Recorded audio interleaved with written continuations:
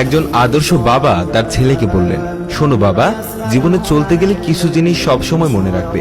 ধরো তোমার জুতোটা ছিঁড়ে গেল বা একটু রং করা দরকার, তখন মুচির দোকানের সামনে গিয়ে পা বাড়িয়ে দিও না, বরং জুতোটা নিজের হাতে খুলে পারলে একটু মুছে তার হাতে দিও।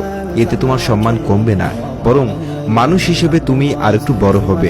তিনি একটু থেমে আবার বললেন, আরেকটা কথা, বাড়িতে যারা কাজ করে তারা অন্য কোথাও যখন কোনো শ্রমিক বা পরিচ্ছন্নতা কর্মীকে দেখবে, তখন তাদের কামলা, কাজের লোক বা বুয়া বলে ডেকো না।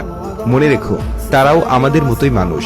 তারাও কারো ভাই, বোন, মা অথবা বাবা। তাদের সম্মান দিয়ে সুন্দর করে ডেকো। কাউকে তার বয়স, পড়াশোনা বা পদের জন্য ছোট করে দেখো না। যদি তুমি কাউকে ছোট করো, তাহলে তুমি নিজেই ছোট হয়ে যাবে। বাবা ছেলের মাথায় হাত বুলিয়ে দিয়ে বলতে লাগলেন, জীবনে উন্নতি করার জন্য ভালোভাবে পড়াশোনা করো, অনেক বড় হও, কিন্তু